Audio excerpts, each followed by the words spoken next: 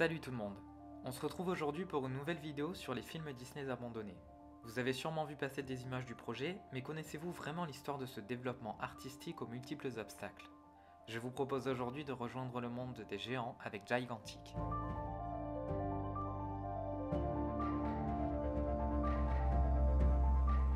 Nous sommes en 2010. Nathan Greno et Byron Howard, des artistes Disney de longue date ayant notamment travaillé comme animateurs sur les derniers films des studios, viennent de réaliser Réponse, et le film est un succès critique et commercial. Les studios Disney comptent bien tirer parti de ce duo pour un nouveau projet lucratif. Greno et Howard expriment alors leur souhait d'adapter un conte de la littérature populaire en film d'animation 3D, Jack et le haricot magique. En réalité, les studios ont déjà proposé une première version dans Coquin de printemps, sortie en 1947 et mettant en vedette les personnages de Mickey, Donald et Dingo. En 2012, Byron Howard quitte l'aventure et laisse Nathan Greno seul aux commandes de ce projet d'envergure. Encore à ce jour, on ne connaît pas les raisons du départ de Howard, mais l'annonce de sa nomination en tant que réalisateur de Zootopie l'année suivante nous laisse deviner qu'il a préféré ce dernier film d'animation au premier. Nathan Greno ne se laisse pas abattre et dirige son équipe artistique d'une main de maître. Un premier scénario est rapidement écrit et le film trouve un titre temporaire, Giants. Le titre définitif ne sera annoncé qu'à l'exposition D23 de 2015. Les studios officialisent ainsi la production de Gigantic. La date de sortie est prévue pour 2018, mais sera finalement repoussée pour la fin de cette même année.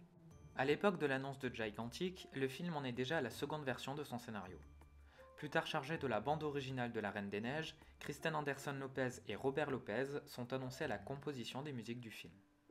Par la suite, Meg Lefauve rejoint le projet comme scénariste. On lui doit entre autres l'écriture de Vice Versa et des Indestructibles 2.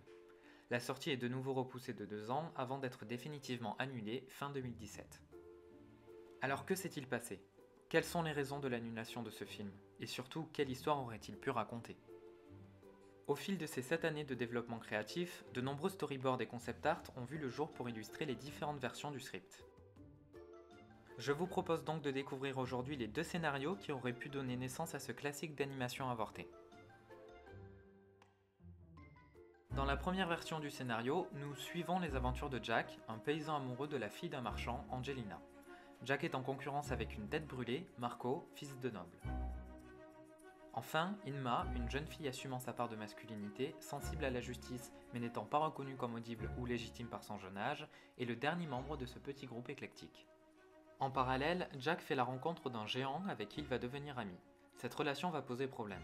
En effet, il y a de cela plusieurs années, les humains et les géants avaient scellé un accord engageant les deux peuples dans une relation de confiance mutuelle. Les hommes devaient fournir aux géants une partie de leur récolte et ces derniers acceptaient en échange de les protéger de tout envahisseur. Une année de maigre vache créa des tensions entre les deux peuples, allant jusqu'à se transformer en guerre. Une révolution eut lieu et des humains affrontèrent le géant Photus et ses frères Phoebus, Phygène, Phogel et Phobert. On imagine donc les enjeux d'une telle amitié entre un géant et un humain, ainsi que l'implication des autres personnages au milieu de l'intrigue. Je pense que Marco aurait sans doute cherché à discréditer Jack pour récupérer Angelina, attisant pour ce faire la haine du peuple des humains envers celui des géants. Inma, quant à elle, aurait à l'inverse sans doute cherché à apaiser les tensions et à trouver un terrain d'entente, prônant le vivre ensemble, elle qui se sent si différente à tant de niveaux. Ce Roméo et Juliette amical se serait sans doute conclu par une union des deux peuples, le message de chaque film Disney se voulant positif et inclusif. La seconde version du scénario se déroule au XVIe siècle, en Espagne, et le script repart de zéro. Nous retrouvons cependant toujours Jack et Inma, mais cette dernière devient dans cette histoire la géante de 11 ans, mesurant 18 mètres, avec laquelle le garçon va se lier d'amitié.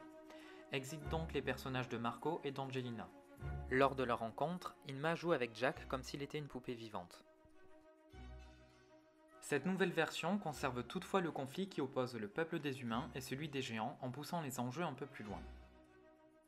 Cette fois-ci, le film se déroule à l'époque des conquistadors et Jack, partant à la découverte de nouveaux territoires, tombe sur celui d'Inma et de son peuple. Se sentant menacés, les géants attaquent les humains pour les dissuader de tout projet de conquête, avec notamment l'intervention des Storm Giants. Jack et Inma se retrouvent au milieu de ce conflit et cherchent à empêcher l'affrontement qui oppose leurs deux peuples. Dans cette version également, l'issue du film aurait sans doute prôné un message de paix et d'inclusion. Ces deux scénarios ont donc en commun le conflit entre les peuples et le personnage fort et singulier de Inma.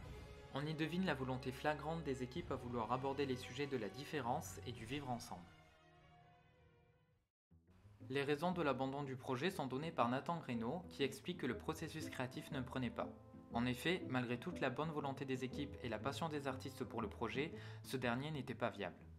On peut associer à cette raison différents éléments qui auraient dû tirer la sonnette d'alarme. Le premier signe évocateur, c'est le départ de Byron Howard. Howard était le compère de Greno sur Réponse et le duo a fait un excellent travail ensemble. La désolidarisation d'Howard sur Gigantic exprimait déjà un manque d'intention et d'implication de la part du co-réalisateur pour le projet. Le deuxième signe évocateur réside dans le nombre d'années de développement, 7 ans. 7 longues années pour deux scénarios complètement différents tant sur leur narration que leur ton, et des productions artistiques ne dépassant pas les concept art et les storyboards. Enfin, le dernier signe alarmant que l'on peut évoquer, c'est la venue d'une nouvelle scénariste avec Meg Lefauve après plusieurs versions de l'histoire et des années de développement. Tout cela semble indiquer que le projet n'avait pas réellement trouvé sa voie comme l'explique Nathan Greno, ça ne fonctionnait pas. On a l'impression que les équipes se sont acharnées par passion avant de devoir se faire une raison. Gigantic, c'est un peu le rendez-vous manqué des talents Disney. Dans les années suivantes, Howard réalise Zootopie, acclamé par toutes les critiques, Kristen Anderson Lopez et Robert Lopez composent les partitions et chansons les plus célèbres des studios avec La Reine des Neiges. Mais l'alchimie ne s'est pas faite sur Gigantic. Personnellement, j'aurais été très curieux de voir ce que le film aurait donné. Le conflit entre les géants et les humains me paraissait super intéressant à exploiter et les visuels des concept art laissaient présager un long métrage à l'esthétisme réussi. Et voilà, j'espère que cette nouvelle vidéo sur les Disney avortés vous aura plu. N'hésitez pas à me dire en commentaire si vous auriez aimé découvrir Gigantic au cinéma vous aussi. Si ce n'est pas déjà fait, je vous invite à vous abonner, à activer les notifications et à liker la vidéo. A très vite pour une nouvelle vidéo sur les projets Disney abandonnés.